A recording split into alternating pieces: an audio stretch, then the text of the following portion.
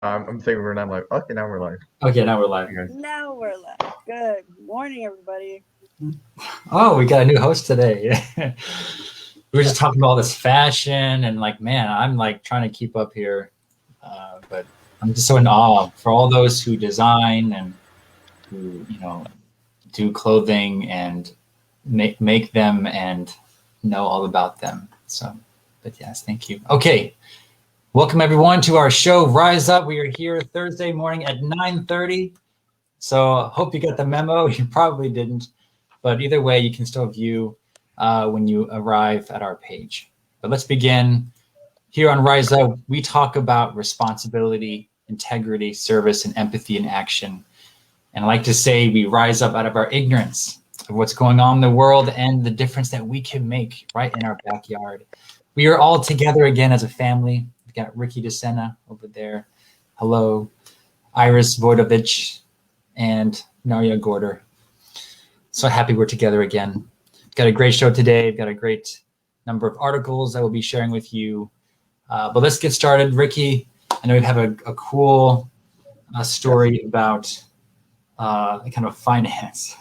Yeah, you make it sound so interesting. Volcanoes and finance. Yeah, go ahead. Anyway, not volcanoes, but Yeah. So yeah, basically finance. You know how it is. But yeah, so it's interesting. We're in a kind of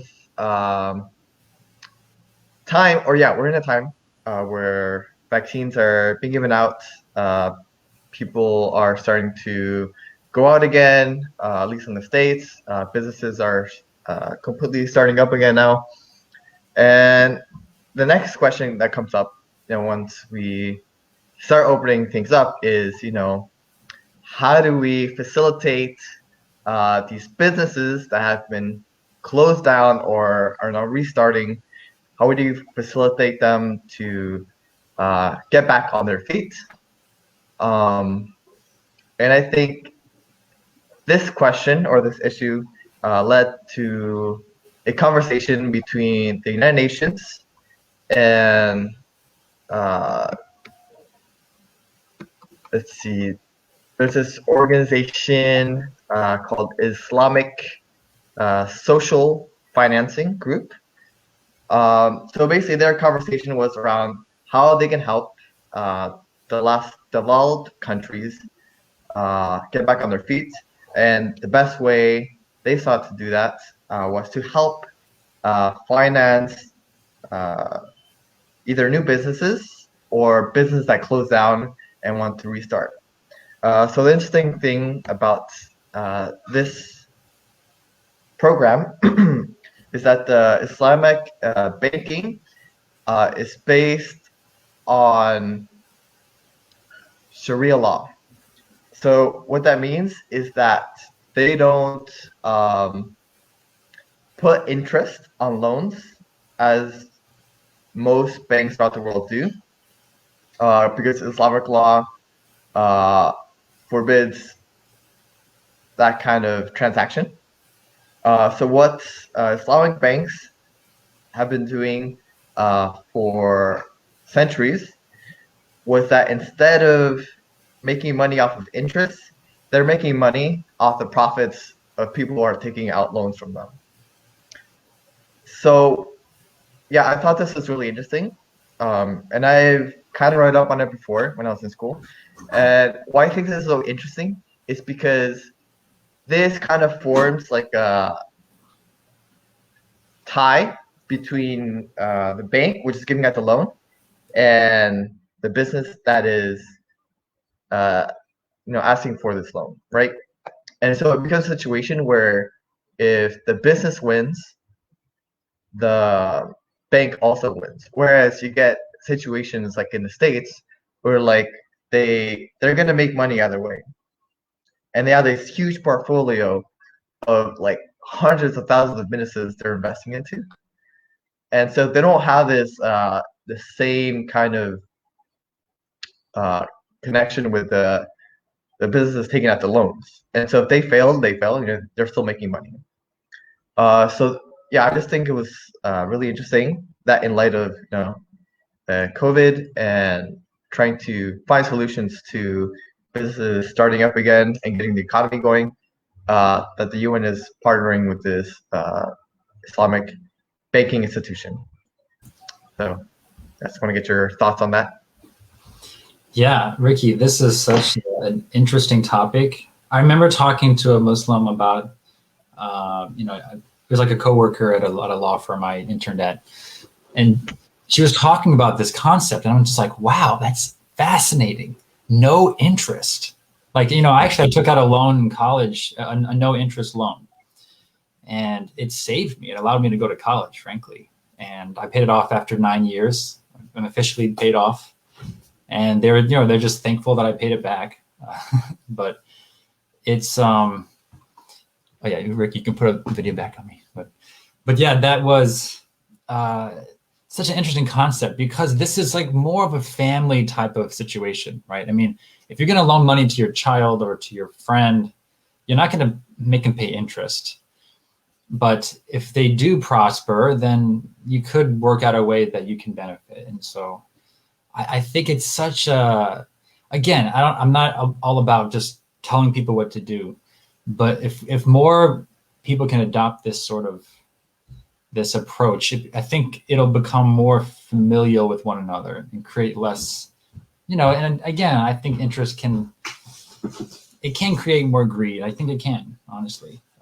I feel it in myself when I'm always looking at, and if I'm investing, I want to see what's the interest, and it's kind of anyway, without getting too much into that, my opinion is I think it's cool. The UN has seen this opportunity and can help encourage that for more people. So, but yeah, what do you guys think? Oh, I can share. Yeah, I think that's a really cool concept. I think other people have thought about it too, but it's also like, then how does the bank make a profit if they don't ask for interest? And like you said, it's based upon how well the business is doing. So does that mean that the bank takes profit from like a percentage of the outcome of the business, like if they're selling products or how they make a large income? Yeah, so they kind of like negotiate with the businesses, like how much percentage of the profits, the bank would be taking. And is it like a certain set time period, or like as long as you are open, like we will be taking a percentage, or maybe they customize it? Yeah, I just know they take a certain percentage. I think when it comes down to details like that, it's between the bank and the business to negotiate. Yeah, and then it's true. Then that means it's in the bank's best interest to make sure the business flourishes and does well. So I wonder if they also have like business coaches or people who like help the business owners get back on their feet or give them guidance and stuff. Yeah. But yeah, it's a really neat initiative, and I think definitely that's something that would probably help a lot of people. And I wonder if that's something, if it would be applicable here in the U.S. as well, in larger countries. Yeah, that was my question too. If this initiative is taking place in larger countries like our own, or if there are reasons why it wouldn't be able to happen. I don't know. It's just like such an institutional thing in our society to have like banking working off interests. I don't know what it would take to have something like that work. Well, in a way, we don't expect you to know the answer, Ricky. Well, in a way, I thought you expected me to know all the answers. Well, okay, because you make a good point, because now the bank, they're getting some kind of equity now from your business, as opposed to just here's the money, you figure it out. And some people may want that option. They may not want you caring about their business. But it's an interesting point. I would say that's probably a limitation. However, if you're someone in need, then you are looking for help. It's not just, they're not looking for a loan where they could get hurt if they don't know what they're doing. And I think that's the kind of the having a high level of consciousness on the bank side, and just kind of making sure that that's not going to be an issue. Yeah. But great topic, Ricky. I think we can go on this for some more time, but I think we will. And thank you. You don't have to have difficult news, so this was a good, encouraging one. Thank you, Ricky. Yeah. All right, let's go to Iris and our definitely good news.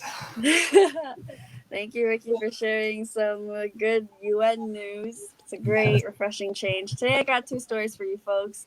One is actually about an 8-year-old boy from Virginia. His name is Zohaib Beg. And last year, actually, CBS News covered a story on him about how he ended up with more than 6,000 personal protective equipment items.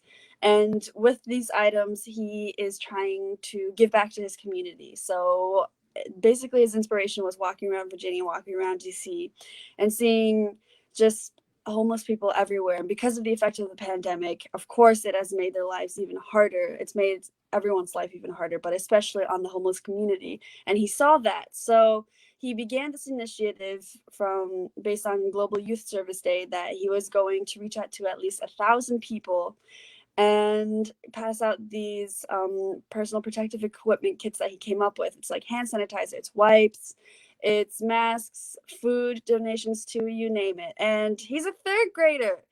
So basically what he's been doing is not only just collecting the items himself, but also reaching out to big companies with his mom, like Whole Foods, Wegmans, even the sock company called Bombas, which he asked for 50 pairs of socks and they sent him 600. So, I mean, even Chick-fil-A actually. So, Chick-fil-A, Trader Joe's, basically a whole plethora of businesses responded to his heart of kindness that he wanted to pass on to his community in need. And so, he's still doing that today. He's hoping to surpass 1,000 people, do more beyond Global Youth Service Day. And I think it's just an inspiring story to not just share, but hopefully help everybody choose something nice to do for someone, which brings me into my next story, which is a data analysis. Now, a few weeks ago, I brought you an analysis on the percentage of people that have volunteered because of COVID-19. And the number of people then was surveyed at like 200 people, and over 50% of them said that they volunteered for the very first time because of the pandemic, and recognizing that there is a need for help and kindness in communities everywhere. So this latest survey was done on over 2,000 people, revealing since March 2020 that over 87% of Americans have donated a portion of their paycheck, despite experiencing financial difficulties in this time. And just in general, 74% of Americans say 2020 has made them a more aware and better person in terms of being aware of other people's needs and taking care of other people's health and being more mindful. 87% again have donated a portion of their paycheck. 41 have helped strangers across the street. 38% have gone out of their way to take out the neighbor's trash. 31% have walked neighbors' dogs. And for those who lived in snowy areas, a third of them shoveled their neighbors' cars or driveways. So I guess in spite of the chaos going on around us, there is always an opportunity to do something good for others, whether it's as simple as helping someone cross the street or creating a service project initiative like this 8-year-old. So hopefully this inspires you to go do something nice, do something selfless, or even just being aware in your own mind that maybe it's worth it being a bit nice to someone today. But thank you. Yes, it is totally worth it, because we can close the gap, guys. With 7 out of 10, it's not good enough. We should get 8 and 9. So maybe it's you out there who's in that 30%. Yes, ready to convince Ricky, come on. I guess Ricky was always a good person. That's why he couldn't be any better, I suppose. Yeah, exactly. You read my mind, Don. I'm good at that. Which kind of leads into my topic, but I love these titles, Virginia boy. It's like, that could be anyone. That could be you. For me, I'd be a Jersey boy, not a Jersey girl. Ricky, what are you? Jersey boy, I guess. You're a Jersey boy? Well, I lived my life Look in now. most of my life in Jersey. Yeah. Oh, really? Oh, I didn't know that. Okay. Yeah. Okay, good to know. Good to know. There. And Iris, what? You're a Chicago girl? Yes, sir. Nope. So that Well, could be you. I would identify more with Michigan. That's where I was raised, so I'm Michigander. Michigan girl. The Michigander. the mitten. Mitten. Put your hand up. Hands up, Mitten. Yeah, it's like I'm from this part of Michigan. I don't know. It's pretty cool. That's the awesome perk of being from Michigan. Your map's like right there, and I'm from here originally. Oh, I just got it. I didn't even know that. You talked about the shape of the state. I didn't think about that. Okay. But yes, that is. Any thoughts, anyone? Just this, like, anyone can be a better person. And I love how it's like sometimes we set the bar so high. Oh, I have to like give 6,000 pieces of, of health items to people. But it's like, just be a better person. Take your pick. There's so many things you could do. Pick something you're passionate about. Pick something pick a problem that you can see right in front of you. Let's all the lives who were lost as a result of COVID. And maybe we can do something to make it not go in vain. Any thoughts? Yeah, just hearing that an 8-year-old did this is you definitely feel judged in a way. It's like, gosh, I'm like 3 times older than this person, more than that actually, almost. And it's like, if an 8-year-old can do this, I can definitely do this. But I'm sure kudos to his mom and his family probably helping a lot and supporting him with this too. So you don't usually hear so much like what goes into that. But the fact that an 8-year-old wanted to do this initiative, that's actually what brings the family together to want to support their child who wants to do something good. And it's a really cool thing to see. Yeah, honestly, sometimes I feel like kids have the most amazing ideas.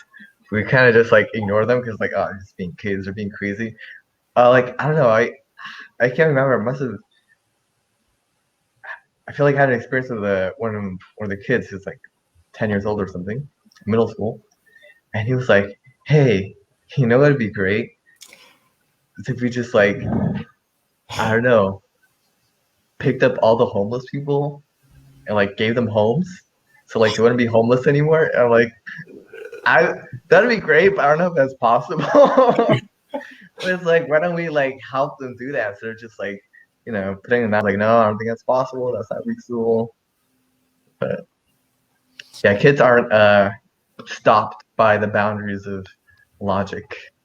Yeah, I mean, the sock story part of this story in particular, his mom, so the little boy, he had like holes in his socks or something, and his mom got him just like these new socks from some store or whatever.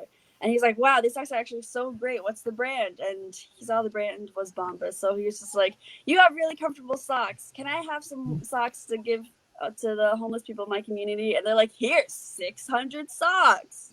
So, I mean, yeah, it like with kids, it starts with anything can be an inspiration, and that's definitely something we should all do. Just remember that we can be inspired by anything to make a positive change.